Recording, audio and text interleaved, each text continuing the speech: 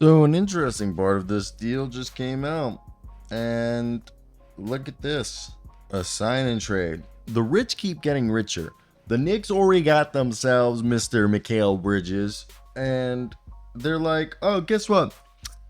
Give us Keita Bates-Diop. And also, we'll take a sign and trade of Shake Milton. And I think it's just crazy. It's crazy. So basically, from my understanding, is Milton is going to be signing a 3-year, $9 million contract, and will see himself head over to Brooklyn. And in exchange, they're going to be getting Keita Bates-Diop, who is a wing.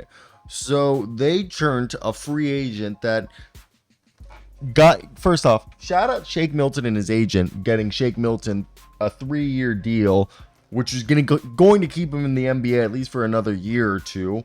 And it's got 2 non-guaranteed years, so it means he's at least in the NBA for another year, and he's going to be on the Brooklyn Nets, which are a rebuilding team. So if he stays there, he's going to be able to rebuild his value and probably be traded for by a team that would want to get him because he's on such a cheap deal.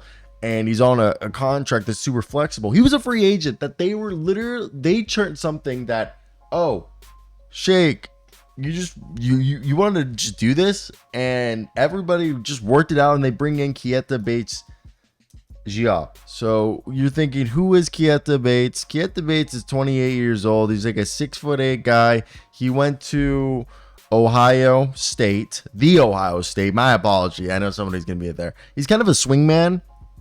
I guess now he's more of a combo forward. When he first came into the NBA, he was more of a swingman.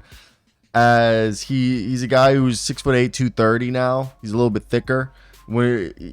He's a guy who's played for Minnesota, Denver. Was he a part of that big old Minnesota Denver trade? Yeah, he was a part of that big old Minnesota Denver trade.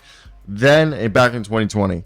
Then he played for San Antonio. Then he was on Phoenix. And then he got traded to Brooklyn and he fractured his tibia near the end of the season. And his numbers for his career, he's played 16 minutes a night in 283 games, 67 starts, 16 minutes a night, 47% from the field, 33% from 3 rebounds, just under an assist a game. And what you get in him is a big wing who plays more like a front court player.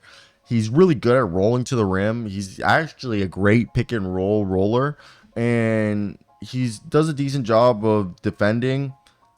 For the one thing is he doesn't do anything super special, but they get a guy who fills out the roster. He seems like a guy that he was actually a guy that Tom Thibodeau brought in. So he was part of those T-Wolves with Tom Thibodeau as the coach. Yes. So he was brought in by Tibbs in his first season. Tibbs got fired. They drafted him while Tibbs was there. So he's somebody that actually could be a person for the Tom Thibodeau really likes.